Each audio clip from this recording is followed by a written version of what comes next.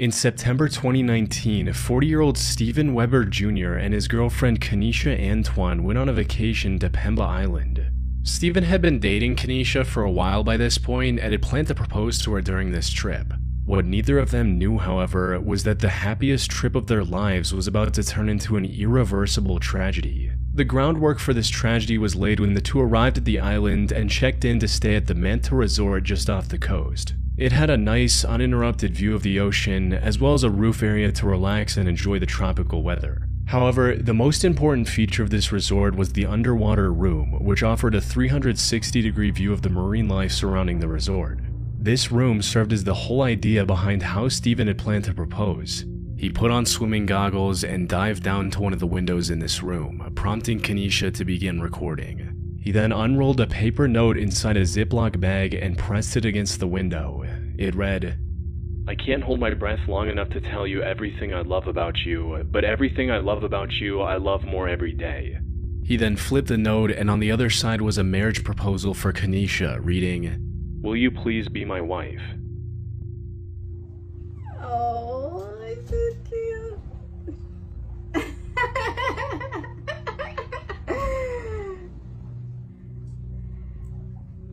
What?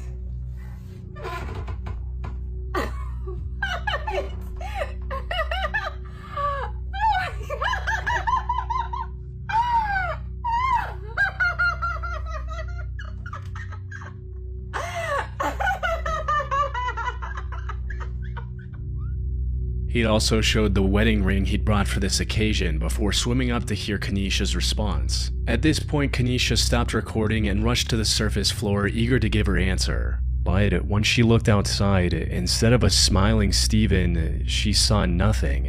Steven was nowhere to be seen. Kenesha climbed the roof, hoping he might have been up there. Unfortunately, there were no signs of Steven anywhere. He had vanished, somewhere between showing her the ring and swimming up to the surface. After understanding the full gravity of the situation, Kenesha called for help, with several locals rushing to her aid. Unfortunately, it took some time to find Steven. He was floating in the water, and by that point, it was already too late. Some resort workers tried to revive him with CPR, however, it wasn't effective. Steven had miscalculated how long he could hold his breath underwater and drowned before he could reach the surface. You can even see his hand shaking as he holds the ring near the end of the video, his body desperately telling him he needs air now. But in an effort to get his point across and make the moment that much more special, he ignores this, and unfortunately pays the ultimate price. Mini Joe is a YouTube channel that occasionally posted travel videos up until 3 years ago. Most of these were typical travel vlogs showcasing the hosts of different expeditions around the world. However, out of the roughly 30 videos they've uploaded, one stands out for just how disturbing it is. This video contains a collection of footage Joe and his friends captured while doing technical dives in the Blue Hole in Dahab, Egypt, which is often considered the deadliest diving spot in the world. There are a few conflicting reports on the total number, but most people agree that somewhere between 130 and 200 divers have met their end while trying to reach its depths. That is an average of 8 lives lost per year, and unfortunately, the total is still going up. What's worse is that the remains of many victims are never recovered, which is exactly what made Mini Joe's video so unsettling. Their dive started off like any other, but as they descended deeper, they came across the tanks, lines, and suits of those who came before and never made it back. Some of the remains were wedged into narrow crevices on the ocean floor, hinting at what might have gone wrong for them. Most were also taken over by the environment, suggesting they might have been down there for years. Above all, these encounters served as a constant reminder of the true danger of technical diving. Divers often have to carry multiple heavy tanks before they can even begin the descent. Then, once they're in the water, they have to constantly monitor their oxygen levels while also staying aware of their surroundings. Things only become more dangerous the deeper they dive, where even a moment's distraction can quickly turn fatal. However, all of this is true for any dive, regardless of the location. What makes the Dahab Blue Hole even more dangerous is the false sense of security it provides. Blue holes, for those who don't know, are like vertical caves in oceans that go a lot deeper than the surrounding ocean floor. And the one in Dahab, Egypt is an even more extreme version of that. One of the biggest contributors to its deadliness is its depth of about 426 feet or around 130 meters, which isn't very apparent from the surface. It's also an almost vertical drop to the bottom. This catches many new divers off guard, causing them to miscalculate their gas levels and tragically become another name on the memorial near the diving site. One of the most well-known cases of this is 22-year-old Yuri Lipsky, a Russian diving instructor with plenty of experience under his belt. However, he had no prior experience with the Daha Blue Hole, resulting in it taking his life. The footage from his recovered diving camera showed him descending into the depths faster than expected, struggling to keep his gas levels in check, trying to quickly slow down his descent, causing the buoyancy device to burst, and eventually succumbing to nitrogen poisoning in just 4 minutes after starting his dive. However, the sheer depth is only one part of this blue hole's danger. As Mini Joe's video demonstrated, the other part of its lethality comes from the network of partially collapsed caves littered throughout the area. They promise incredible views and look like prime diving spots at first glance, but in all reality, they are deceptively difficult to navigate through. Narrow passages and jagged rocks are everywhere. A single mistake can leave a technical diver stuck in one of these caverns with no way out until their gas tanks inevitably run out. The terrain also makes recovery extremely difficult, and many families of the fallen often opt to just leave their loved ones down there so as not to endanger even more lives in recovery attempts, which explains why Joe came across so many diving suits in his video. In July 2016, a diver named Jacob Childs went on a group diving trip off the coast of southeast Queensland, Australia. The boat stopped roughly 35 miles or about 56 kilometers off the coast, and Jacob was the second to last person to dive. However, a minute after entering the water, the diving line slipped out of his hand. He thought he could swim back to the boat and start over, but as he got closer, he was shocked to realize the rope had been pulled in. And before he could think of what to do next, a strong current swept the ocean's surface and separated him from the boat. To make matters worse, the captain of the boat also sped off to go fishing while everyone was diving.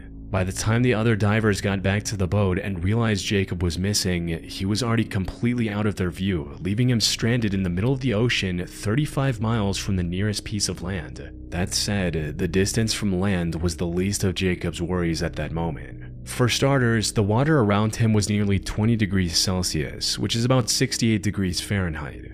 This wasn't nearly cold enough to make him freeze up and pass out immediately, but it was cold enough to slowly sap away his body heat, making him more susceptible to hypothermia and exhaustion with every passing minute.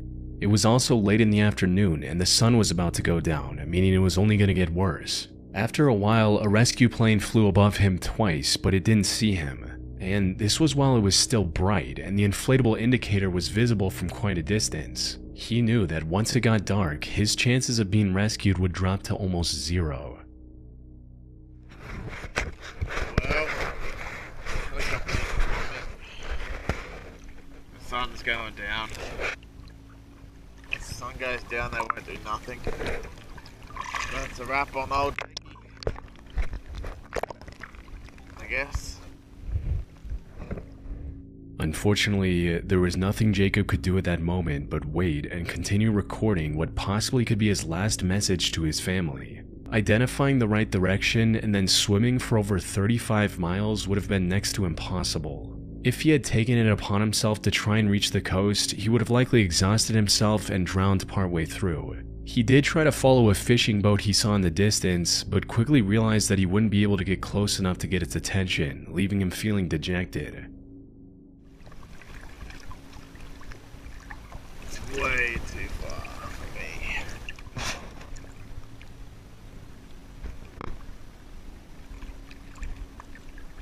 It'd be like 15, 16 meters now.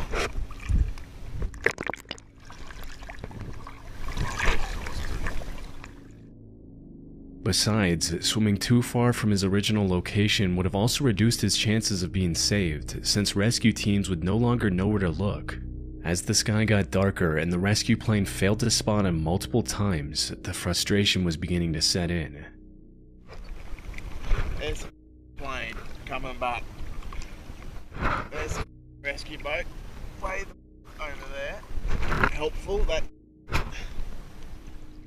The salty seawater was also making him extremely dehydrated, worsening his chances of survival by the minute. However, Jacob was experienced enough to know that panicking or getting angry wouldn't do any good. The right thing to do was to stay put while exerting the least amount of effort. After drifting in the middle of nowhere for over 6 hours, he was finally spotted by a helicopter and brought to safety on a rescue boat. With the sun nearly below the horizon, he came dangerously close to losing his life that day. Fortunately, he was able to recover with no permanent injuries. On the 26th of May 2013, a group of 3 tugboats was trying to stabilize an oil tanker during a harsh storm nearly 20 miles or 32 kilometers off the coast of Nigeria. That's when one of the boats, named Jaskin 4, got hit by a massive rogue wave. This capsized the boat, causing it to sink rapidly and disappear below the water surface within seconds. The company behind this operation, West African Ventures, immediately sent off a rescue mission. However, the harsh weather made any immediate rescue efforts near impossible. They eventually sent a helicopter to look for any survivors who managed to swim back to the surface. Unfortunately, even after a full day of searching, they didn't find a single member of the Jaskin 4's crew who was still alive. This left the company with no choice but to presume the crew deceased and begin a body recovery diving mission instead. The task of retrieving the remains was handed down to 6 saturation divers who were laying underwater oil pipes nearby. The only reason they were chosen for the task was because they were the closest to the site of the incident. Still, it took them around a day to reach the site and begin looking for Jaskin 4. The harsh waves had shifted its position significantly from where it capsized, causing even more time lost before the retrieval mission could begin. Unfortunately, that was far from the only hurdle the rescue divers would face on this mission. Once they located the Jaskin 4 and dove down to it, they discovered that the boat had turned upside down. It was now resting on its primary mast, which could collapse at any time. Due to significant pirate activity in that area, all of the Jaskin 4's entrances were also locked shut, forcing the divers to use specialized underwater torches just to gain access. Sadly, their assumption turned out to be correct. By the afternoon of the 28th of May, 2 days after Jaskin 4 had sunk, the rescue team managed to recover the remains of 4 crew members, though 2 were still missing. But just as all hope seemed lost, one of the divers, named Tony Walker, made an incredible discovery. For some context, Tony was being instructed on what to do by his supervisor Colby Verrett from the surface. Tony was also inhaling a gas mixture which was partially helium, making his voice higher. While looking around the upside-down boat, he came across what looked like a human hand. He assumed it belonged to yet another fallen crew member, but to his surprise, the hand moved and grabbed him back. Alright, so you should be walking on the ceiling, yeah? Okay. What's that? Okay. Alright, you found one, yeah? He's alive! Okay, keep him there. Alright, just, alright, just hold him there, okay? Just keep him there. Oh, I don't know what we're gonna do. Alright, just keep him there and keep him calm, okay? Alright, just reassure him, pat him on the shoulder. Okay. This was 29-year-old Harrison O'Kenny, Jaskin 4's resident cook. After over 60 hours underwater, Harrison was somehow still alive.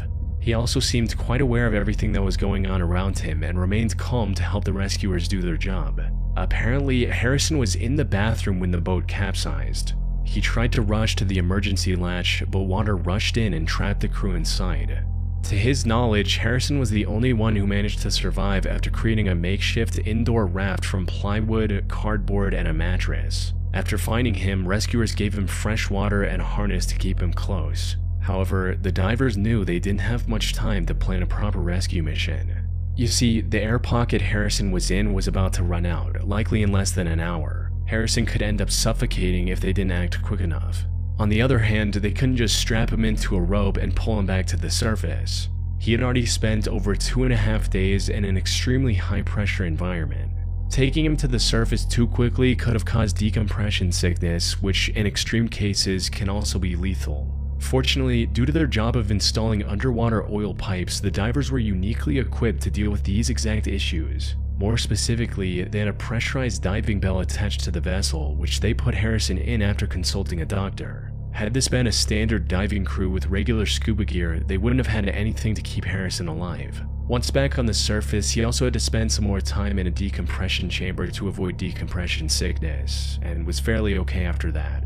However, while he recovered physically, the mental trauma of being trapped in an upside-down boat on the ocean floor for over 2 days with no idea if anyone was coming to save him left him with PTSD, something he is still recovering from to this day.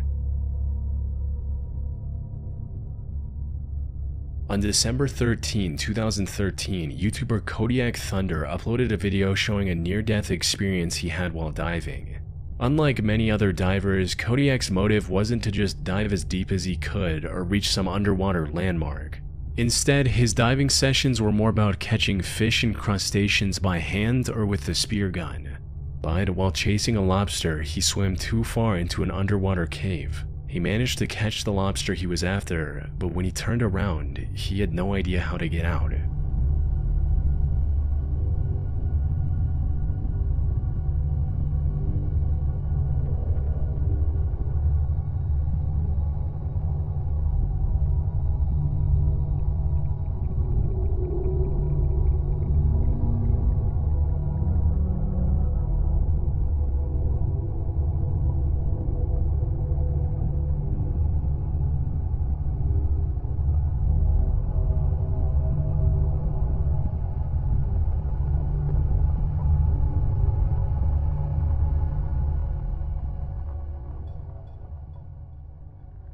Fortunately, after swimming around in the cave for a few minutes, he was able to find the exit and swim out without any trouble. However, this was incredibly lucky. The thing is, diving on its own is incredibly dangerous. A single distraction can quickly spiral into an irreversible tragedy. But unless they're very deep, divers at least have the option to just swim up to the surface and wait for rescue. Though, not with cave diving. One of the primary hazards in a cave is the environment itself. Unlike the open ocean, many underwater caves have floors covered in extremely fine silt. A poorly controlled fin kick, or even the exhaust bubbles from a regulator hitting the ceiling can dislodge this sediment.